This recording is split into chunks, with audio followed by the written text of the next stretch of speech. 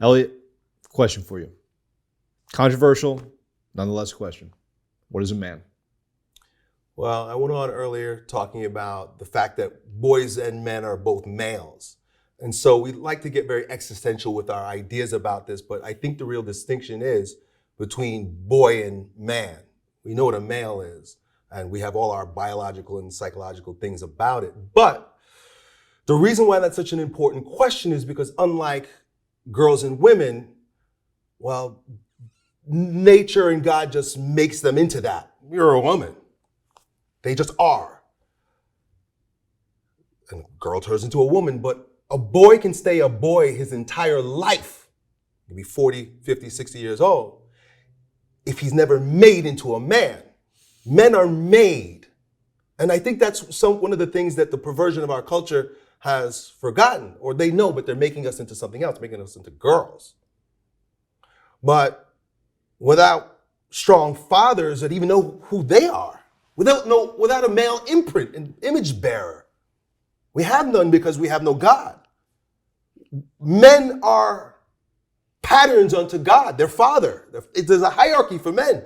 We don't work in circles like women. Men aspire up. So to ask what is a man and then come from this egalitarian mindset, well, that's for you and you're that kind of man and this kind of man is all everybody's opinion. It's whatever you want it to be, almost like with women. Rather than having a cohesive understanding or at least aiming towards the high standard of the father above.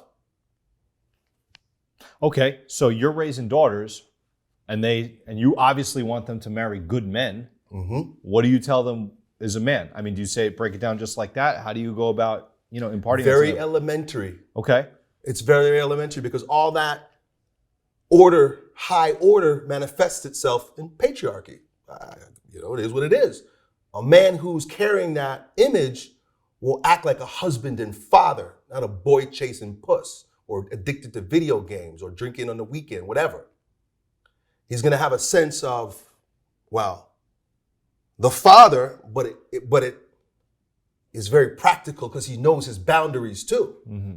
A man of morals, moral value. That's very evident, very clearly, right? So what I'm doing specifically with my daughters, it's interesting you ask, I grew up around boys. I'm a mentor to boys. I got one sister and she acts like a boy. I'm trying to figure this stuff out. Number one, I know that it's about my presence in the home for their example of what is a man.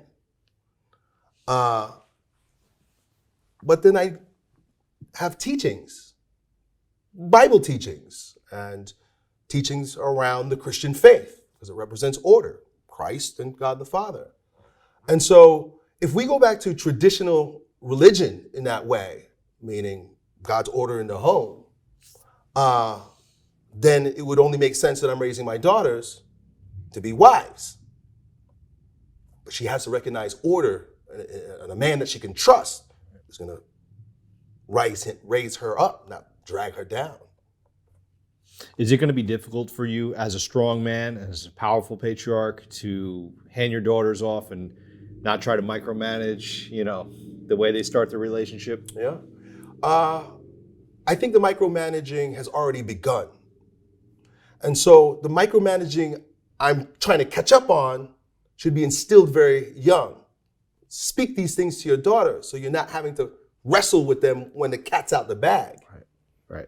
They're still kind of young and receptive. My oldest, she hears me and she sees me. But it's tough.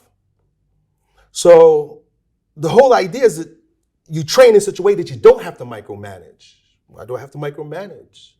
You know what's right and what's wrong. Right. Isn't it interesting how that works?